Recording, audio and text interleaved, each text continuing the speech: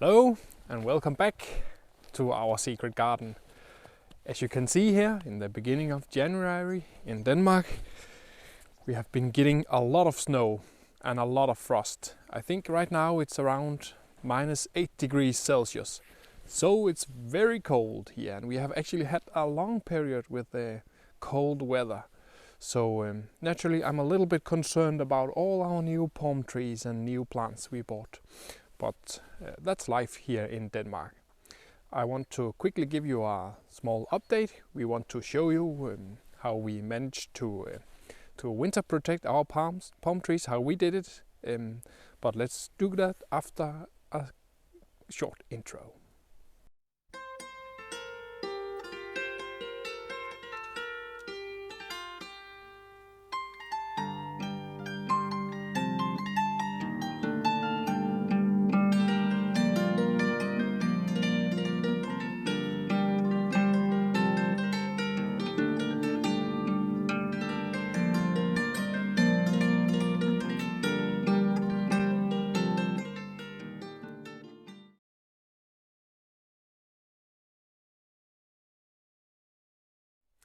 As you can see here, we protect our palm trees in a different way than that many other people do, at least here in Denmark. What I do is I have this cover here it can breathe, but the water has difficulty getting in here. And I just wrap it around the palm heart in here and let all the leaves stick out. And that's sort of a new strategy that I have been using for some years, also in the place we lived before, where we had palm trees as well. And the reason we started doing it like this is because in the beginning we packed the whole trunk and leaves inside this, but it was quite hard for the leaves, and also I don't think it's important to do it with the trunk. I think that it can manage. At least I hope so.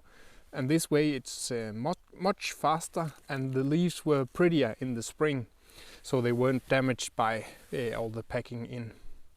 So I hope this will be good. But the question now is, because these years we didn't have like -12, 15 degrees Celsius in the nights, and we have had that a couple of times now here in Denmark, and that's not that normal, at least not for the last 5, 6, 7 years.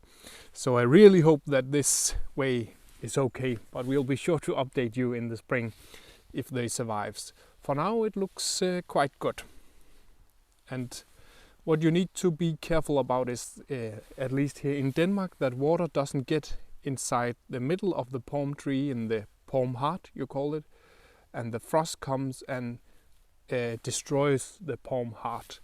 So that's why you need to do it like this, because if water gets in and then it's a heavy frost, it will die surely, and it will rot away. So I hope this will be good.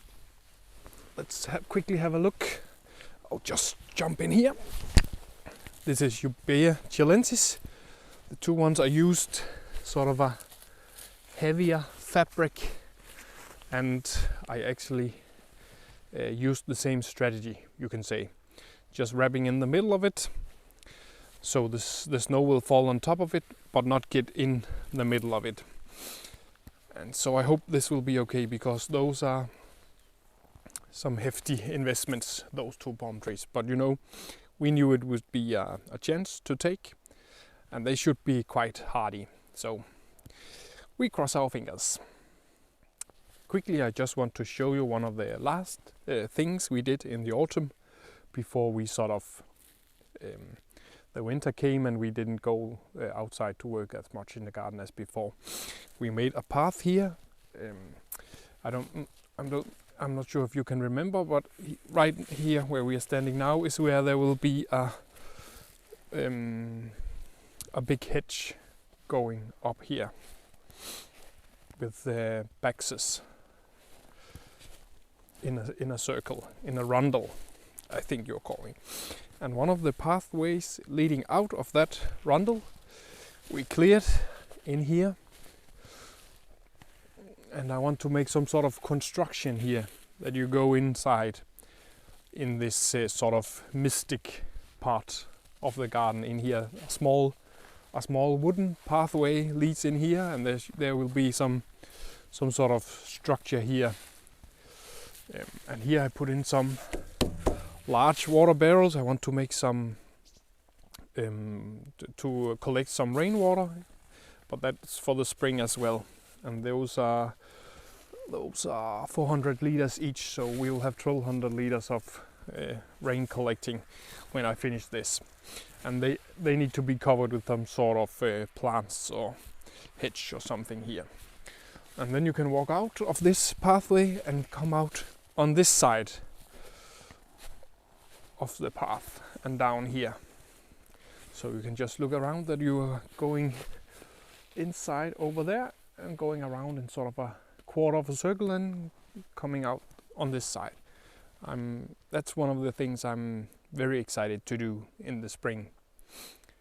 But it was not on the plan list, it was not on the project list, so that's a new project for the list.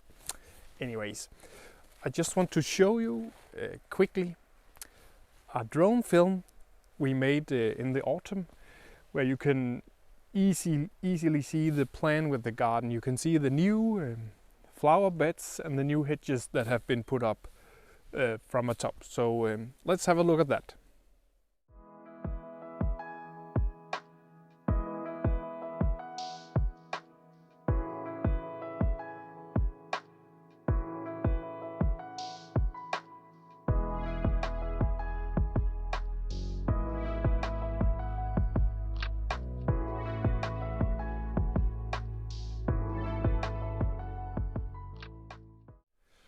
The last thing I want to show you here on this very cold day before I get inside and get a hot cup of coffee is those small boxwood hedges here.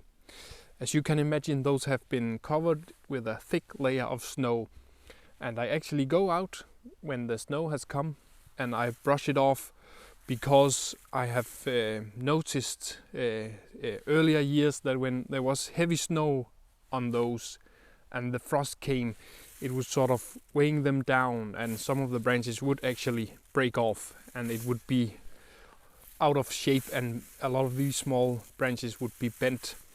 So that's a small tip, because I like them to be very dense and hold the lines very good.